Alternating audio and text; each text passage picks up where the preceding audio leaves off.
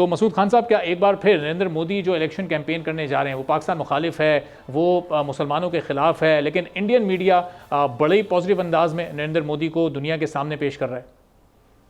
जी हाँ, बहुत शुक्रिया। और आप देखें, इंडियन मीडिया तो ऐसा कर रहा है, लेकिन इंटरनेशनल मीडिया ऐसा नहीं कर रहा है। चाहे कोई भी मीडिया हो, वेस्ट में आप उठा के देख ले, उन्होंने इस पे बहस की है और उन्होंने कहा ये एंटी मुस्लिम रेटरिक जो इनका है, चाहे वो अमित शाह है, राजनाथ सिंह है, योगी आदित्यनाथ है, और या फिर प्राइम मिनिस्टर है, इनसे देखें इनकी नफरत का इजहार होता है मुसलमानों के खिलाफ।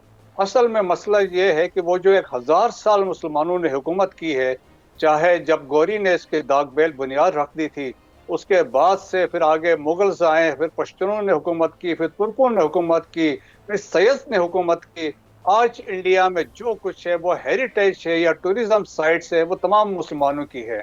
उनको तकलीफ है, दैट्स वाई दे आर री राइटिंग हिस्ट्री बुक्स है।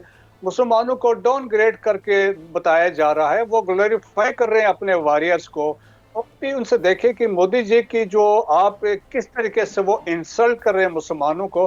दैट्स वाई मोदी जी को कहा जाता था कि बुजर ऑफ गुजरात। 2002 में जो मुस्लिम वहां पे फसादात हुए हैं, जहाँ पे मुसलमानों को एक सिस्टमेटिक प्लेन तरीके से उनको जब वहां पे मारा गया, तो वो वहां पे चीफ मिनिस्टर थे।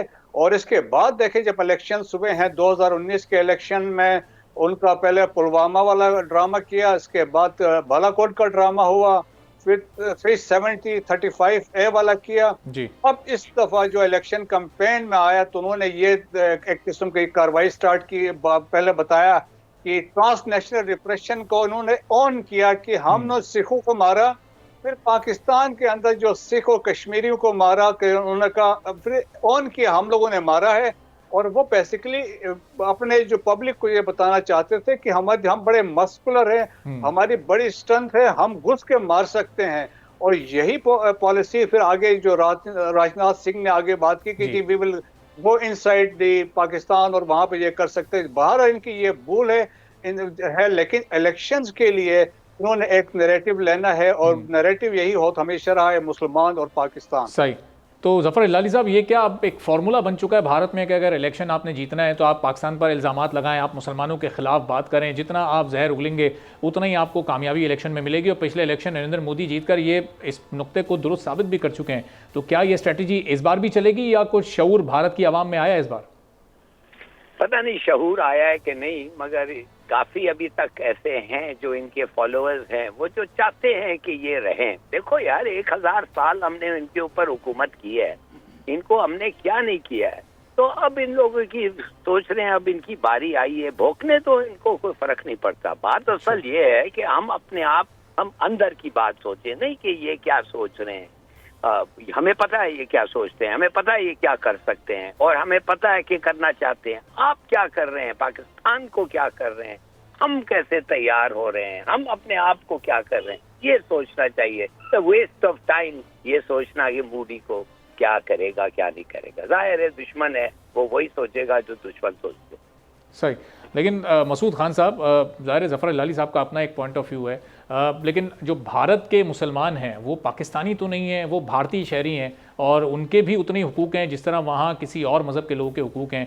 तो कम से कम उनको भारतीय शहरी तसव्वुर करते हुए तो उनसे नाइंसाफ़ी या उनके खिलाफ ये जुल्म और बर्बरियत वाला मामला नहीं इख्तियार किया जा सकता।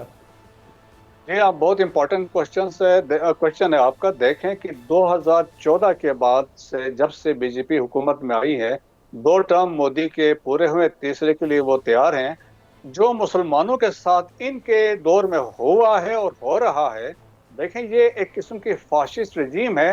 इन्होंने आते ही जिस तरह के 370 ख़त्म किया, 35A ख़त्म किया, और इसके अलावा फिर सिटीजन अमेंडमेंट बिल लेके आए, जिसमें उन्होंने कहा कि जो हिंदू, सिख, ईसाई, पारसी जो बाहर से आए हैं, वो आके यहाँ पे इंडिया में अपना आप को डिक्लेयर कर दें, उनको सिटीजनशिप मिलेगी। लेकिन मुसलमानों का इस पर जिक्र ही कोई नहीं है।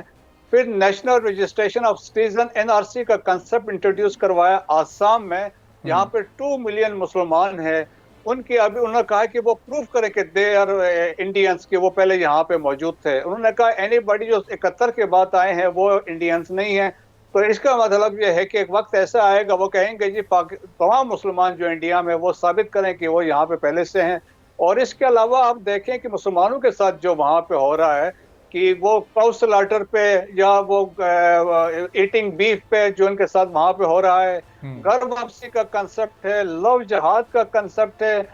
तो मुसलमान तो ये कहते हैं कि हम बड़े खौफ के फिजा में वहाँ जिंदगी गुजार रहे हैं, तो वहाँ पे आप नमाजें नहीं पढ़ते हैं, मस्जिदें गिरा रहे हैं। बाबरी मस्जिद को आपने देख लिया, हजारों ऐसी और मस्जिदें हैं जहाँ पे उन्होंने क्लेम किया यहाँ पे मंदिर बनाए हुए थे, मुसलमानों ने गिराया है। वो तो कुतुब मीनार की भी बात कर रहे हैं, वो आगरा की भी बात कर रहे हैं। तो एक फेनेटिक रजीम आई है, तो वो लोग इसलिए कहते हैं कि there is no difference between, there are the similarities हैं बिटवीन नाजीज एंड संगीजा मोदी। तो वो एक ही एजेंडा है, अगर आप इनकी स्टडी करें तो वही कंसेप्ट है, वही एजेंडा है। सब्सक्राइब करें और बेल दबाएं ताकि कोई खबर रह न जाए।